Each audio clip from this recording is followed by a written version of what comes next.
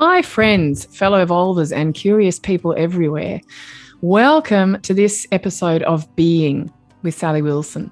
I'm Sally Wilson, and it's a huge pleasure to have as my first guest for 2022, Max Tischler. Welcome, Max. Thanks, Sal. So, Max is, now not many people get to say this about themselves, a desert expedition leader and chief scientist. And I had the great privilege, honour of spending some time with Max in the desert last year in 2021. Max, can you just tell us a little bit, how does one start doing work or spending time in the desert of all places? That's a really interesting question. That's probably a fairly long answer, but I'll try and abbreviate it in this space. But when I was going through university, I was really hell-bent on becoming a marine biologist. And I went through all my undergraduate training and so forth at the University of Sydney. And towards the end of my final year, I volunteered on a research program in the Eastern Simpson Desert.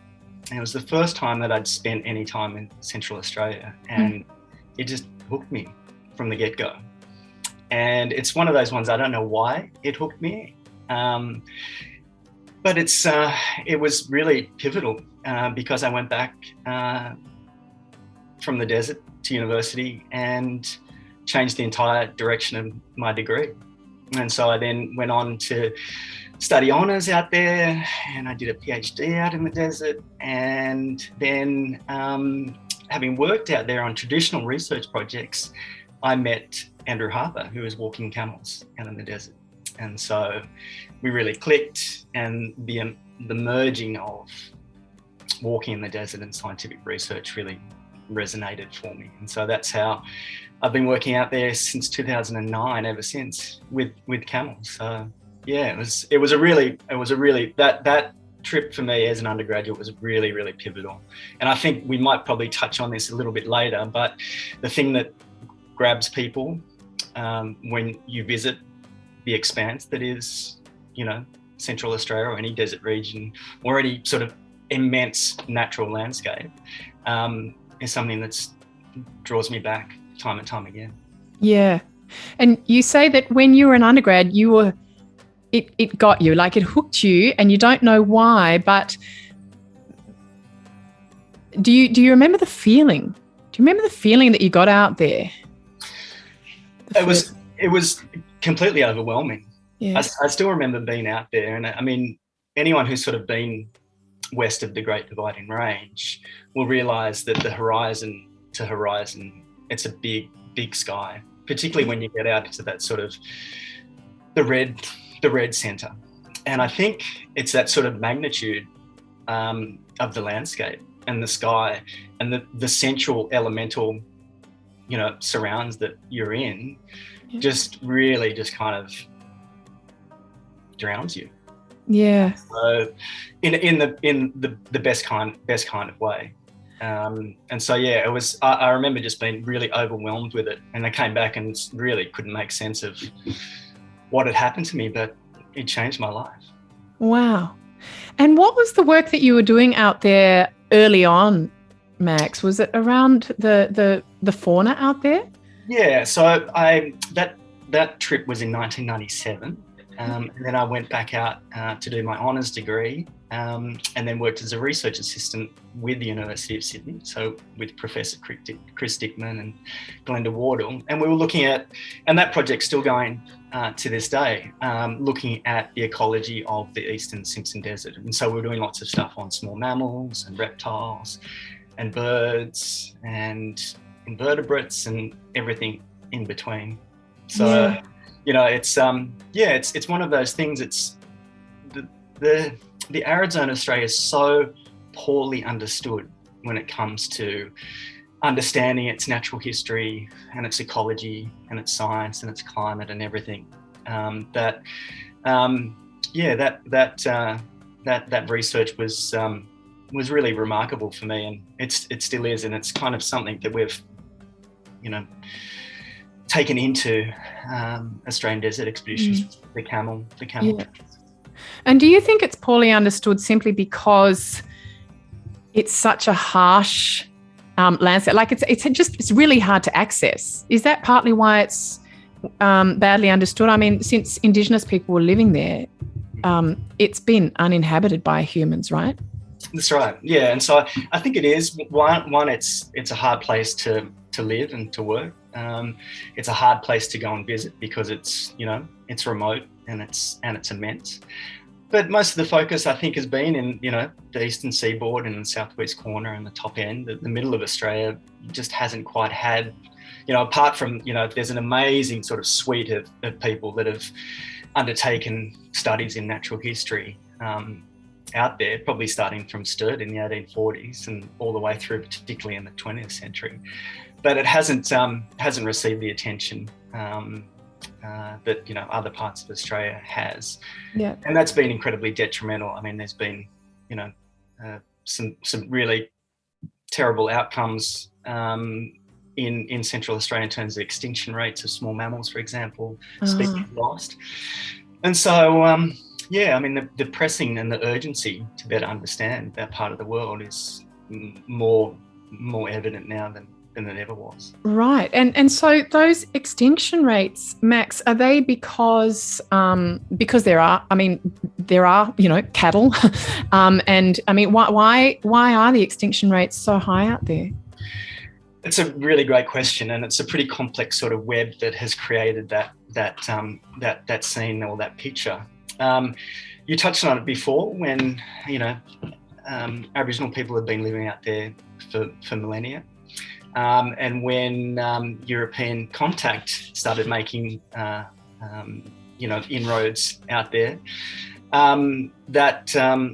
people's the traditional livelihood and culture that was in that landscape, gradually started to be broken down.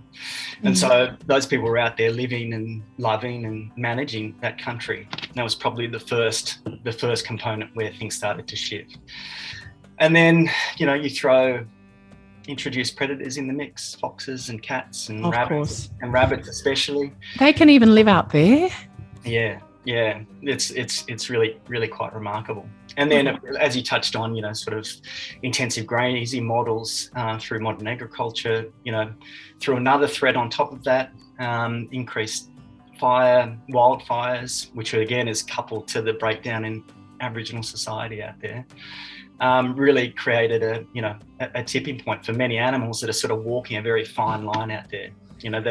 Central Australia is defined by this sort of boom-bust dynamic where there's long periods of, low, not much rain. And then all of a sudden you get a big rainfall event like there is happening now. And so things are sort of, oscillating between good and poor periods. And so this knife edge that animals were walking on, when you throw those, increased predation and increased grazing pressures, many of those animals just got tipped over the edge. It was really catastrophic. Right. Yeah, I mean, there is obviously a lot of fauna out there that I wasn't I didn't know what to expect when I went out there, to be honest. And there is a lot of flora, but I'm kind of amazed that there are fires out there. Like, I wouldn't have thought that the flora would be,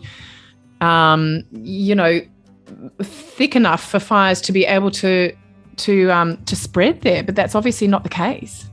Yeah, I think that's one of a lot of people's impressions when they visit Central Australia, is just how vegetated it is. Maybe that's because people have, a preconceived idea of the sort of the North African deserts where it's just denuded of vegetation. But out there, there's quite a lot of vegetation, particularly those the spinifex hummock grasslands. Yeah.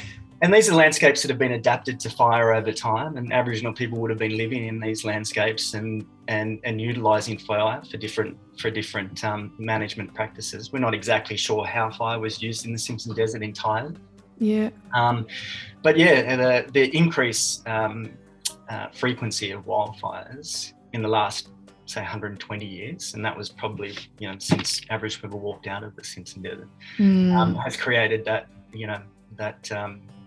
model where big fire events are coming from right here and wiping out big tracts of land that probably wouldn't have happened historically, because the land would have probably been burnt more frequently on a smaller scale. Yeah, right. And so when you say that the indigenous people managed the land and that was to a certain extent, well, it helped a lot of the little animals flourish.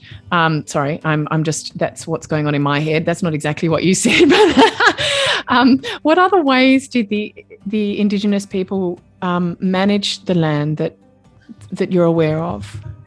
Well, managing is probably a fairly very basic concept of how people lived in that landscape, or actually in any landscape, in any traditional society. Were intrinsically linked to their landscape. They really couldn't see or didn't see the differentiation between themselves and the land in which they lived. Yeah. So the way that people would interact with their landscape, how they walk through their landscape, how they sung to it, is all part of that, what you would call management. And so, it's really hard to define how, taking that out of the landscape has affected the environment and the ecology of those areas, because that sort of holistic approach to being in a landscape and being part of the landscape, we can't replicate that. And so a lot of and that's one thing that we've really in the last few years have been trying to incorporate into our survey methodology, is not just going out there and studying how many plants or animals here or there, but how those plants and animals were an integral part of the landscape and, part of the process of people living within it. And, that breakdown, 120 years ago, and how we might better, manage those things moving forward. Yeah. And how do you, because there has been so little research done in those areas, how do you even know what the numbers were like before? Yeah, that's a great question. For some areas, most of the areas that we walk into, and we're certainly the first white people to go into those areas, because we're finding sites and locations that are still intact when people had walked out of the desert, thinking that they would go back to the next favourable season. Yeah. So a lot of it is trying to create and compose a picture of what's there now, using historical benchmarking and traditional knowledge to try and get an understanding of how they may have shifted over time, and then make predictions of how it might shift in the future, with all the projected models and climate models and stuff going on. So it's a complex picture, but it's one that we're incredibly passionate about, because it's a remarkable part of Australia. It's a really important part of Australia, and it needs to be better cared for than it has in the last 200 years. Yeah. And my understanding is that for people who are not Indigenous, it's really the camels that are a game changer in accessing parts of the desert that we couldn't have otherwise. Is that the case, Max? Can you just talk to that a little bit? Yeah, that was the one thing when I started, working with Andrew and working with our camels, is that the way that you interpret a landscape, and I guess that's how science and research has done, is trying to interpret a landscape. When you walk a landscape, that interpretation is completely transformed. And particularly when you immerse yourself, as you do when you're walking for extended periods of time, and some of our treks can go up to 3 or 4 weeks at a time. Yeah, that immersion is really it's something that I haven't been able to see replicated in another scientific or research program. And I think that's also why, whilst science is the foundation in which we do our treks on, inherent in that is the sort of spiritual transformation that comes as part of that. And so having the camels, and we don't ride the camels, as they're loaded as traditional pack pack animals. And so we walk beside them, and in many times, are guided by, our magnificent lead camels in terms of how we traverse a landscape. When we're sort of meandering from one place to the other, day after day and week after week, how you see and feel and document the landscape you're in is really, really profound. And so I feel incredibly privileged that I have that opportunity to do that, because putting one foot in front of the other out there in an immense remote landscape is pretty special. Yeah. And I mean, I've only just scratched the surface. I've been out sort of once for what was it, 5 or 6 days, and that changed my life. So what are the sorts of transformations? I know that, when we're looking at somebody changing, we're looking at it from the outside. We don't really know what's going on inside that person. But from your point of view, Max, what have you noticed in people who've been out in the desert with you? That's a really amazing question, because, as I said, whilst we're out there to conduct science, we're actually a vehicle for people to have their own personal journey. And so we take a small number of scientists with us, and we're doing our survey program, and we have a small number of paying guests that come along with us. And so those paying guests come out for many different reasons. Some people just want to get away from their day-to-day, and some people are interested in camels, and some people are interested in science and ecology and so forth. But I don't think anyone really is prepared for the journey in which is offered by walking, country for an extended period of time. And so it's interesting to say what sort of changes you see. I think when people are taken away from their day-to-day, you take away all the white noise that is associated with, emails and text messages and the pressures that we put on ourselves and our working and personal lives. And you go out there, and all of a sudden you don't have any phone reception. You don't have any phone reception. There's pure silence, and, you can just focus on breathing and being.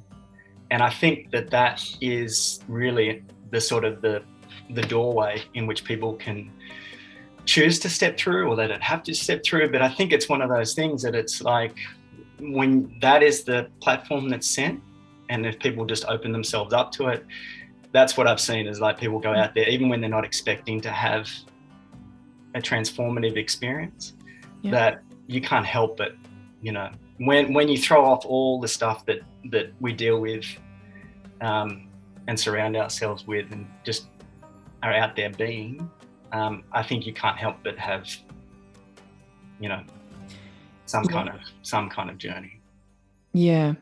And some of I just remember lying in the swag one night, Max, and I was really fortunate in that it was full moon when I was out with you guys, and I had never seen a moon like that. And I just, they're long, hot days, like they're quite physically demanding, but I was so fascinated and affected by the moon that I didn't want to sleep. And I was just watching this moon move across the sky. It was so bright. It was just, it's very hard to articulate those sorts of experiences. And, it's also, I remember one day as I was walking along thinking, when people ask me what it's been like, what am I actually going to say? And why did I love it so much? And that's hard to articulate as well. It's because it's experiential. You can't, maybe it's my lack of eloquence as well, but it's very hard to put into words those sorts of experiences. And, because, there are lots of flies, and it's hot, and you're walking a long way, and, you're sweaty and you're stinky, and, there's all of this really basic kind of just, discomfort of being in a human body stuff going on as well. No, I think you really touched on a good point there, because it's experiential. I think it's one of those things. It's very similar to explaining a dream to someone, and it's like you can walk someone through it and give them the detail and that sort of thing. But unless you have had a similar, experience, it's a difficult thing to convey, but also to connect on. Yeah. And I mean, also that, it's physically, it's difficult, and emotionally it can be very difficult, and psychologically it can be difficult as well. I mean, when for many people, that's their first time into a desert area, and they're surrounded by generally a small group of people that they might be unfamiliar with, and you are there, and as everyone participates in the day-to-day running of the camp, and so people are standing there in front of this beast that's 1,000 kilos, looking up at them, holding their lead rope, going. And I think that you see that in the first couple of days where people are just like, what am I doing out here? Yeah, well, I remember that.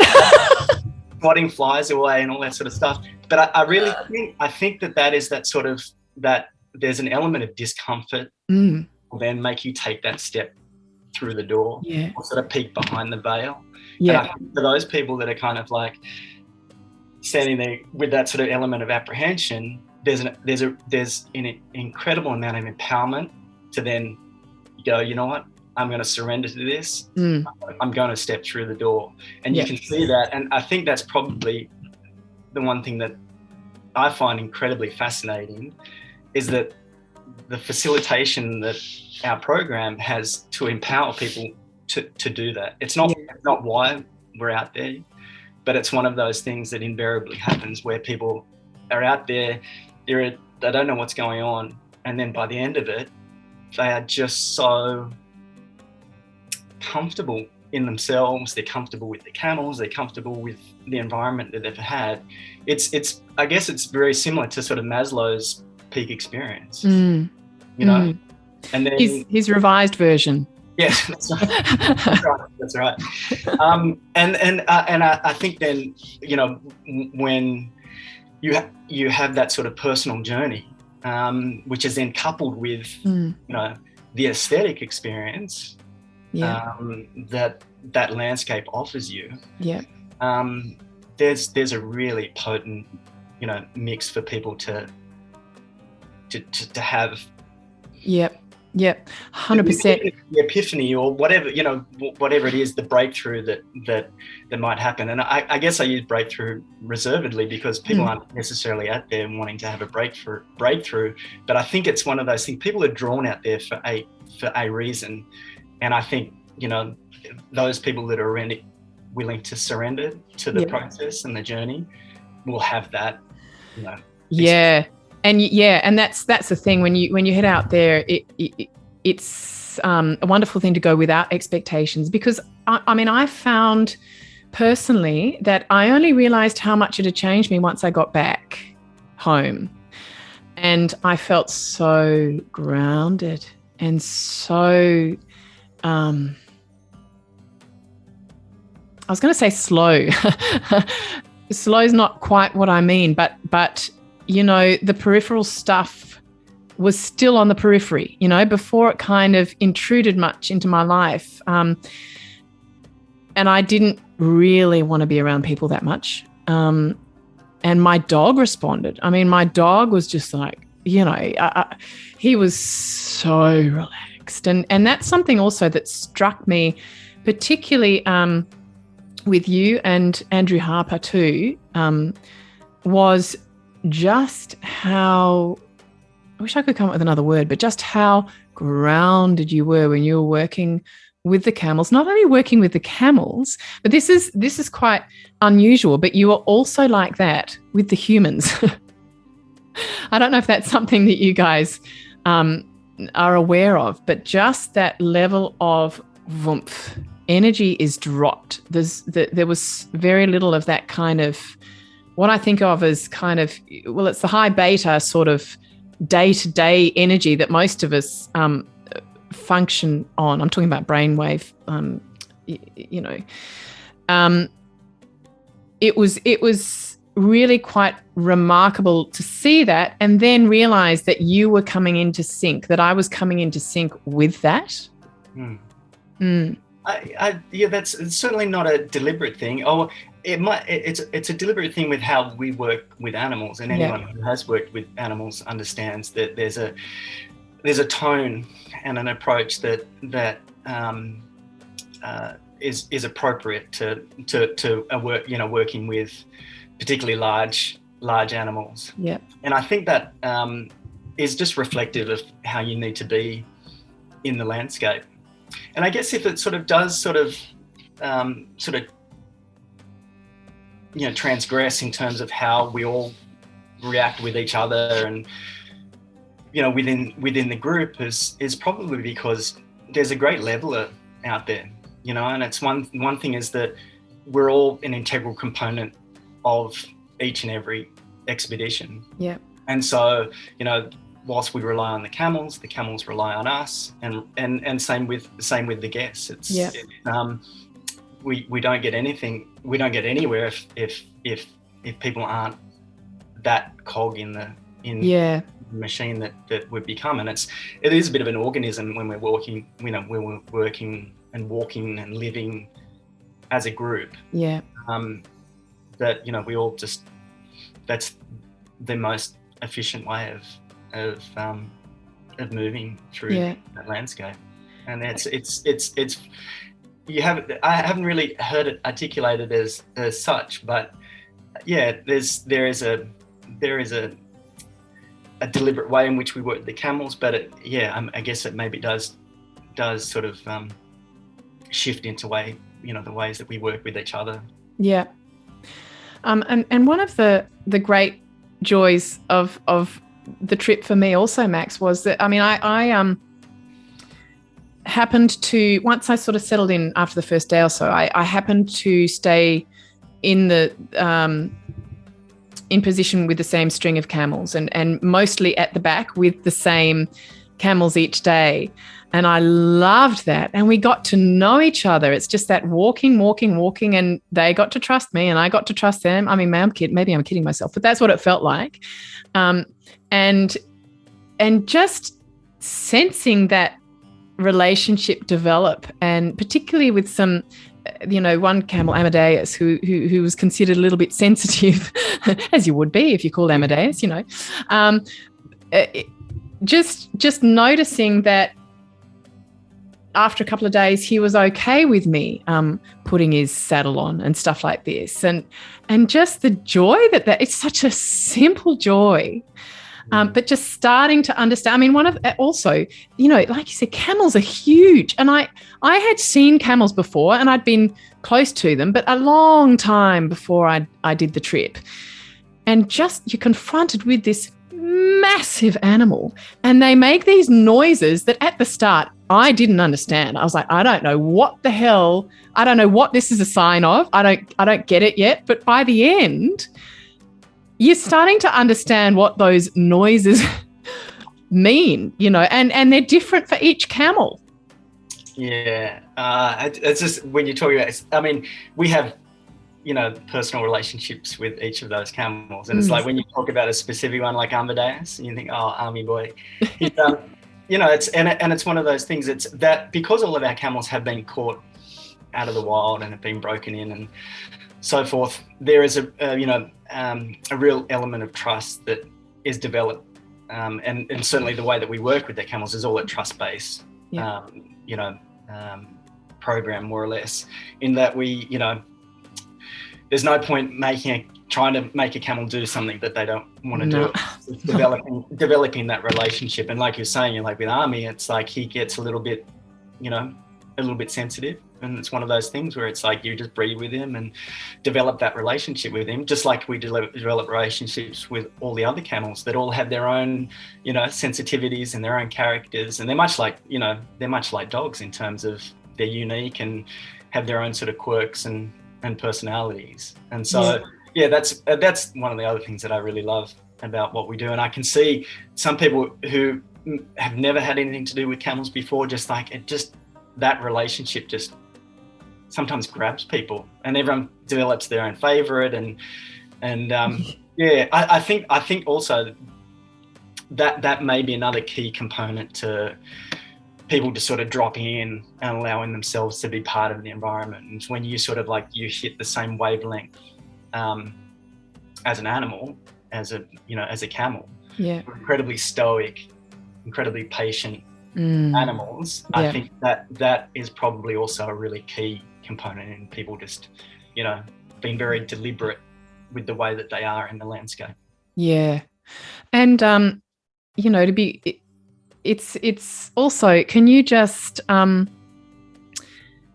touch on the extraordinary heritage that the Afghan cameleers, that we're tapping into here, Max? Can you just talk about that a little bit?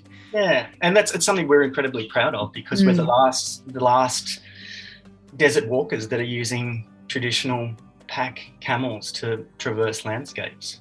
So camels were brought into Australia predominantly. There was a few brought in prior to 1860, but there was a large number, or not a large number, 20 or odd, that were brought in for the Burke and Wills expedition in 1860.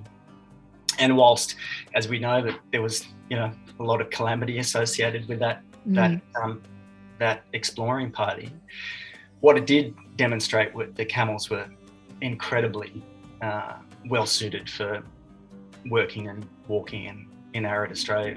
And so between 1860 and the early 1900s, a large number of camels were brought into Australia that were used to establish rail lines, telegraph lines, servicing outstations, townships, and so forth.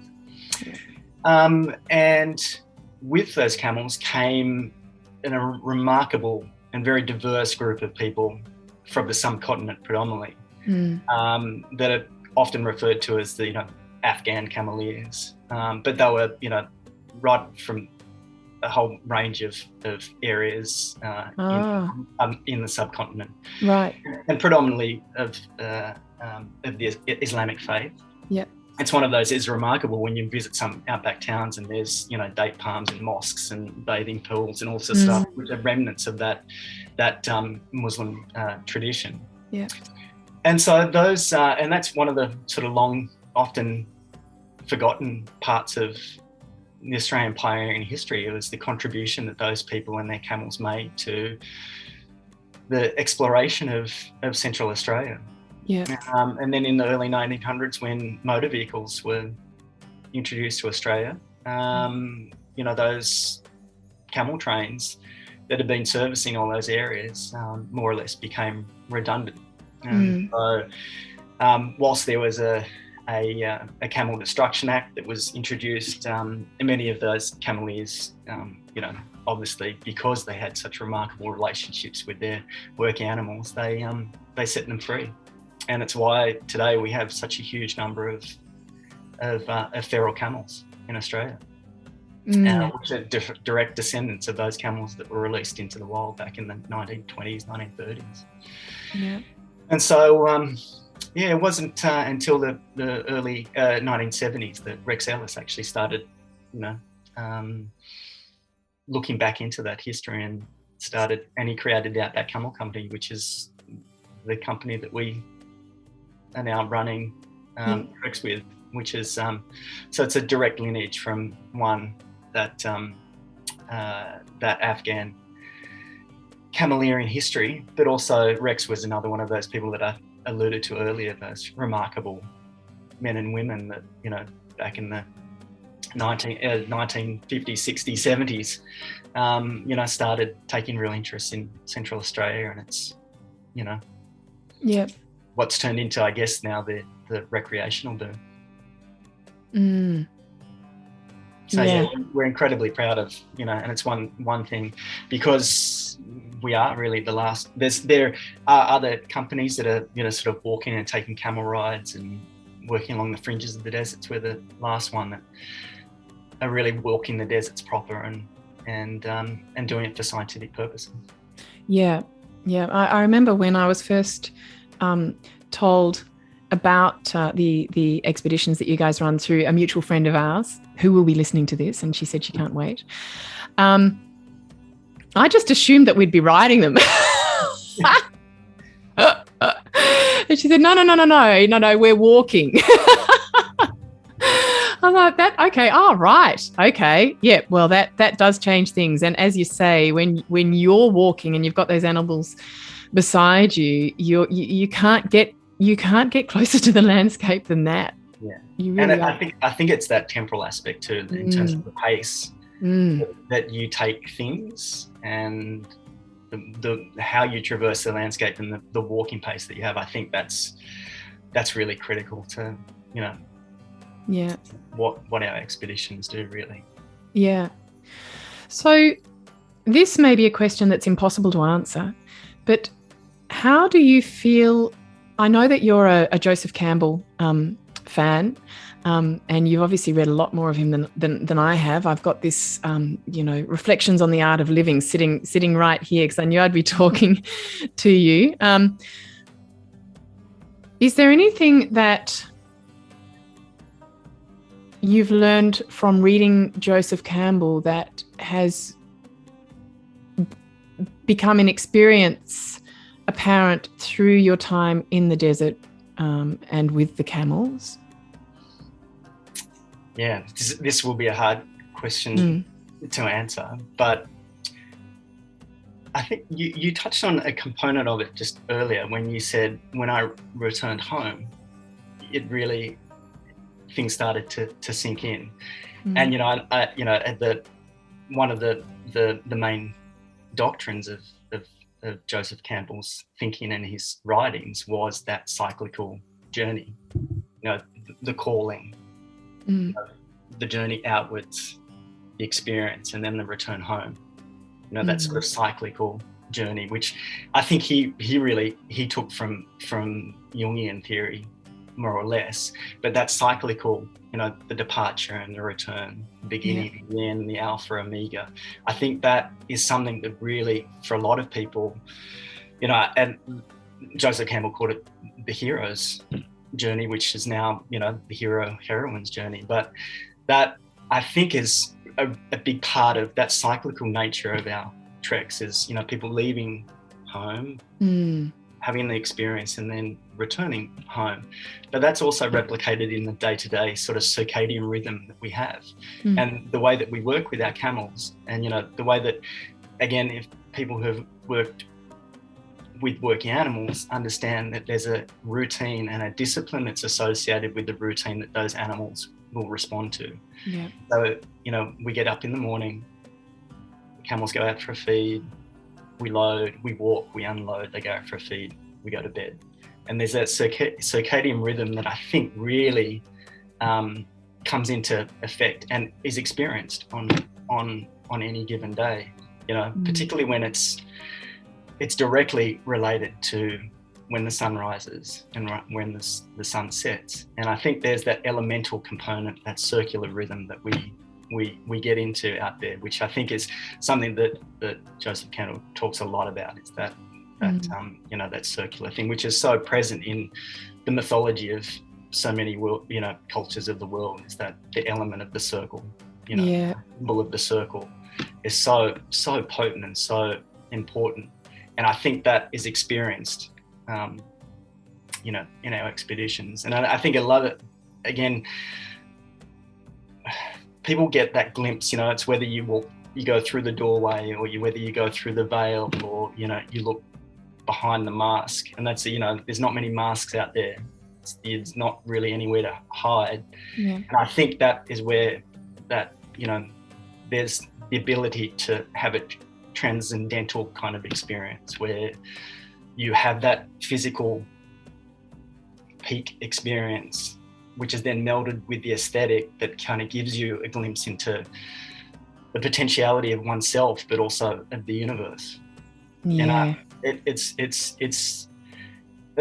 and I think that's as close as I can come to, is why I wanted to go back in 1997, and why my life shifted, is because I got a glimpse of what lies behind everything else. And so I think Central Australia. And again, this can be experienced in any sort of landscape or any sort of place that you're able to immerse yourself in, is where you're allowed to sort of just sit and get that feeling of what lies beyond, that bigger meaning. And Joseph Campbell has that amazing saying, is like, people aren't necessarily looking for the meaning of life, they're looking for the feeling of being alive. And I think when you sit in that landscape, you're so nurtured, and you have that space where you can truly feel alive, because you just have this sort of sensual experience, and you can feel, the higher dimension.